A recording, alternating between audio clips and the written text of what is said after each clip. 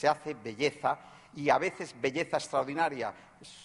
Seguramente todos ustedes pensarán, sobre todo, por supuesto, en los artículos y en las crónicas, pero también en una nota necrológica, también en un reportaje, también en una entrevista, también en un titular. Yo recordaré siempre ese titular del Times de Londres, cuando Inglaterra, a principios del siglo pasado, era el mayor imperio de la historia de la humanidad, y además se lo tenía muy creído, y se cerró el canal por una niebla, y al día siguiente el Times de Londres tituló a toda plana: el continente aislado.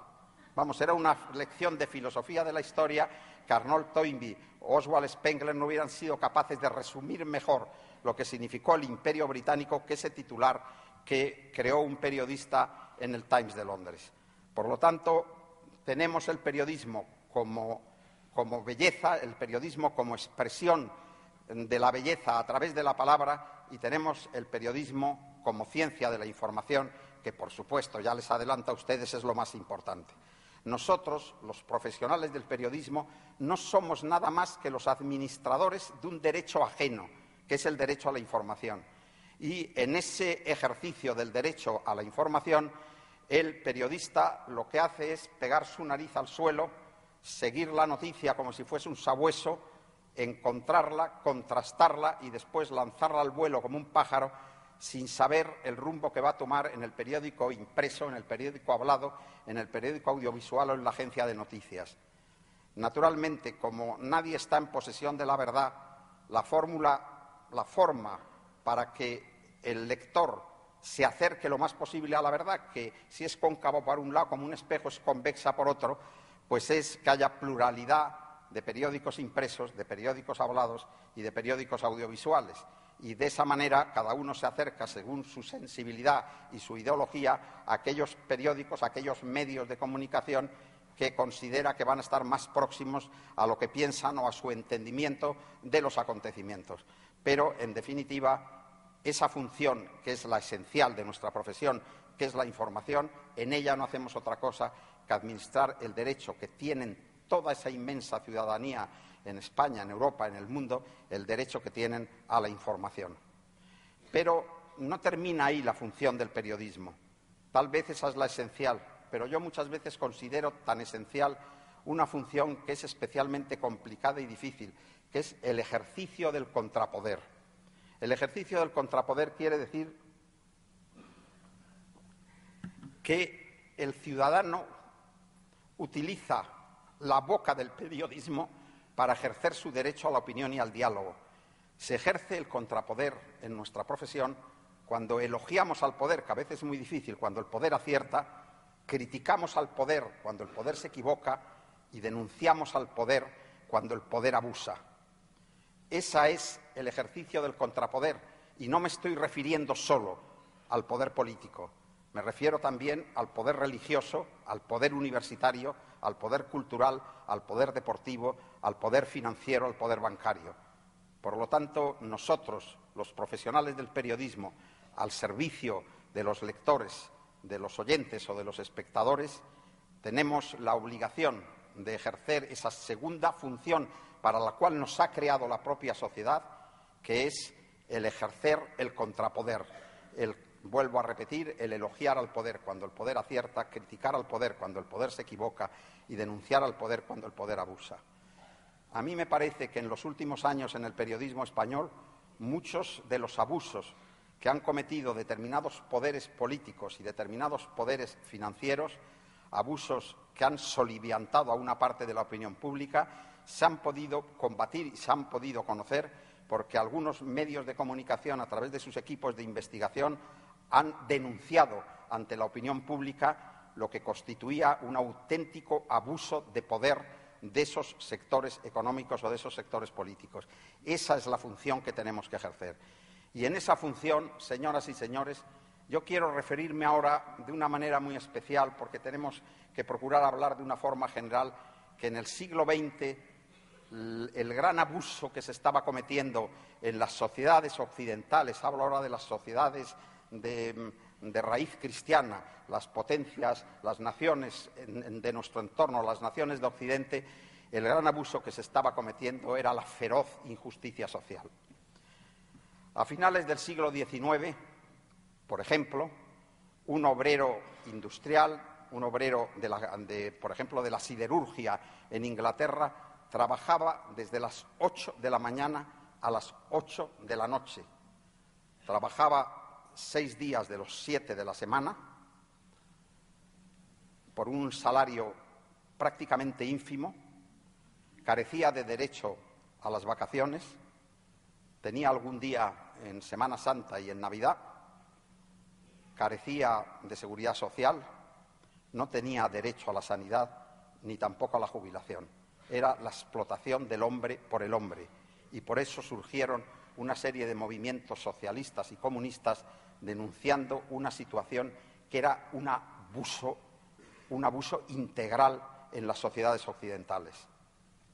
Los periódicos impresos, entonces no había radio ni había televisión, los periódicos impresos en general tuvieron una actitud ejemplar y fueron denunciando día tras día, semana tras semana, mes tras mes, la injusticia social feroz que se estaba cometiendo en todos estos países a los que me he referido, que son países de raíz cristiana.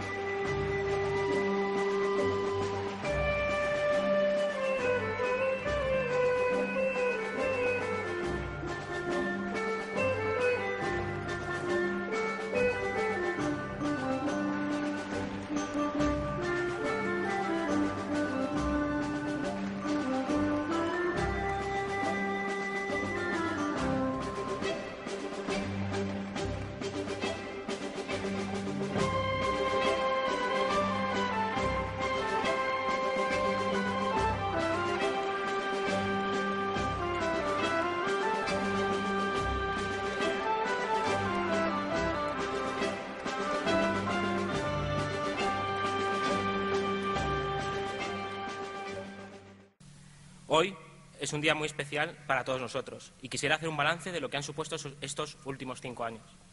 Hace 5 años, muchos de nosotros ni siquiera sabíamos que íbamos a estudiar. Algunos, incluso como yo, jamás hubiéramos pensado que terminaríamos haciendo publicidad, periodismo o audiovisual. Comenzó la que llaman la vida del universitario. Esos días de primero de carrera conocíamos a gente nueva de todos los rincones de Madrid, de España y del mundo. Profesores nuevos y los que iban a ser nuestros compañeros y, sobre todo, grandes amigos. Para mí, y supongo que para todos, van a ser irrepetibles esas tardes de prácticas de televisión y de radio, o los nervios antes de exámenes, las noches de fiesta y, cómo no, la sensación de haber terminado exámenes. Digo la sensación porque después viene septiembre. En general, creo que estaréis de acuerdo conmigo, y es que estos 5 años han sido 5 años inolvidables, que tendrán continuidad en la Asociación de Antiguos Alumnos. Hoy es el día en que ponemos fin a una etapa que ha sido muy importante en nuestras vidas y da comienzo a otra que aún puede ser más importante si cabe y que seguro a todos nos crea mucha incertidumbre. En Villanueva nos han dado el suficiente bagaje académico para afrontar ese futuro. Ese futuro para un comunicador está cargado de responsabilidades. Tenemos la posibilidad de influir en la opinión pública y de cambiar hábitos de consumo con un anuncio, una serie de televisión o un artículo de prensa. El mundo de la comunicación es duro y estamos seguros de que nada nos va a ser